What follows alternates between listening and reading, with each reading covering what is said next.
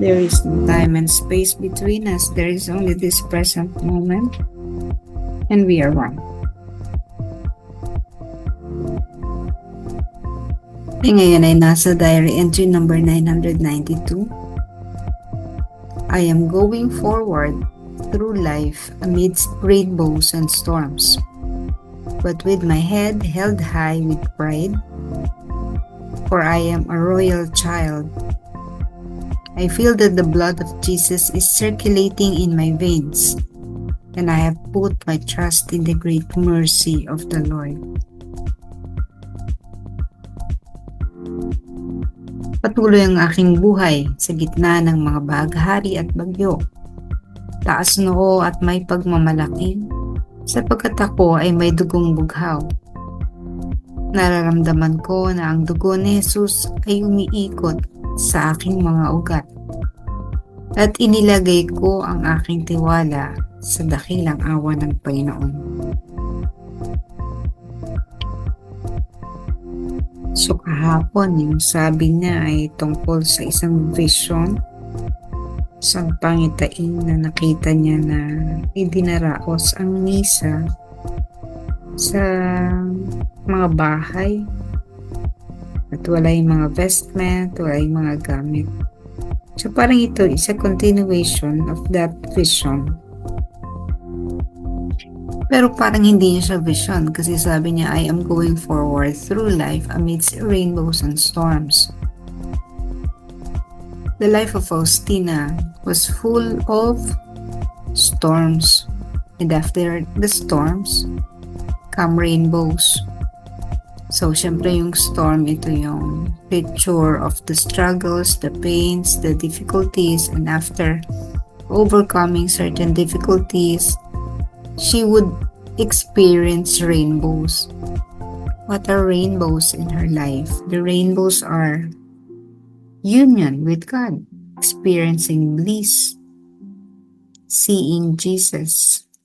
Kaya nga diba sabi niya, gusto na niya, okay na siya. Gusto na niyang makapiling ang Panginoon. In such a way that uniting with God in for good, no? Ibig sabihin, for all eternity. Because she would always experience this bliss, this great union, something that she could not explain in words. Laging general lang, no? How she would feel cloud9 in all those encounters. So yung kanyang rainbows, yun yung gift. It's really a gift. Many people would travel, halimbawa kung saan, no? Seeking God. Maraming ganun yung mga soul searchers, yung tatag natin, people who are searching for the Holy Grail, parang ganun. Naglalakbay sila kung saan hinahanap yun upang maranasan yun. Pero kay Faustina, naranasan niya yun kasi hinarap niya yung lahat ng mga sigwa at ang mga pagsubok sa buhay niya. And that includes, yun? Humiliation, pagpapahiya, yung napapagbintangan siya ng mga bagay na hindi niya ginagawa. Yung pagbintangan siya na baliw, na babaliw. Yung mga physical na pagpapahirap sa kanya. Alam natin na she was bullied. Talagang experience siya in the convent was terrible. Halos alipin ang tungling sa kanya. But all those things, she was able to bear. Nakayanan niya lahat yun. And she never she never felt those anger, which nagalit sa kanyang mga kasamang madre na naging pahirap sa kanya. And after all those experiences, no, mapapansin niyo sa diary yan, no? nagkakaroon siya ng mga encounters. Halimbawa, pupunta siya sa Holy Mass, or she would be in front of the Blessed Sacrament, and then suddenly she would be taken somewhere, and she will have lessons from the Lord. Parang nakaupo siya, no, sa paanan ng ating Panginoon. Nakikinig, no? Imaginein mo si Maria na nakaharap, na kasama ni Jesus, no? Si Maria at si Marta, di ba? Si Marta, pagdadating ni Jesus, nandun, nakikinig kay Jesus sa mga diskurso. Ito si Marta, nagluluto. So si Faustina would always sit in front of the Lord Jesus. Parang silang dalawa nga lang, wala naman siyang kasama. It's not a group learning or lesson. So madalas, one-on-one. Imaginein mo, a one-on-one discourse with the Lord. Napaka-special. So yun yung kanyang rainbows. Sa kabila ng mga paghihirap na yun nga, no? Taas noo, sabi niya, taas noo. Kasi, alam niya, anak siya ng Diyos. I am a royal child, sabi niya ganun. Kung kaya alam niya, hindi siya papabayaan. Alam niya, yung heir to the throne, siya isang tagapagmana.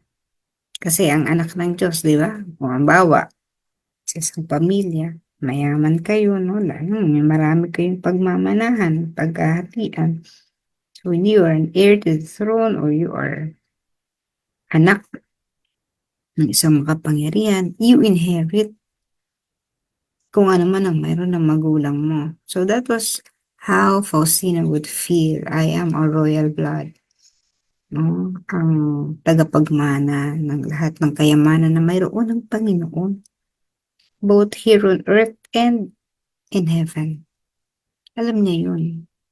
Yun yung kanyang premyo sa lahat ng pasakit na pinagdaanan niya, na nalalagpasan niya, na masaya, no? Niyang nilalagpasan sa kabila ng mga hirap. No, yun din kanyang mga internal pains brought about by the stigmata na hidden di ba? Nakatago yung kanyang stigmata, hindi katulad ng iba nakalantad. So nararamdaman niya yan. Yan yung mga physical pains, no? So, hindi na lang yung mga pains na dulot ng mga sama ng loob, no? May mga ganun tayo, mga psychological, emotional pains, mental pains. No? Sa lahat yan, naranasan ni Faustina. Lahat yan, tinas niya sa Panginoon, ipinaubaya niya sa Panginoon ang pagre-resolve. Lahat yan, may katapusan. All things shall pass. Magkano man kabigat ang ating mga suliranin, lahat yan nilipas. Hindi naman maaring manatili na lang yan sa atin habang buhay.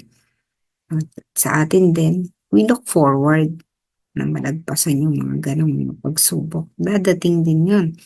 Because everything here on earth has its end. Kung may sakit ka ngayon, bukas magaling ka na. Kahit na ang ibig sabihin ng kagalingan ay ang kamatayan, just the same. Nalagpasan mo kung ano man yung pinagdadaanan mo yun.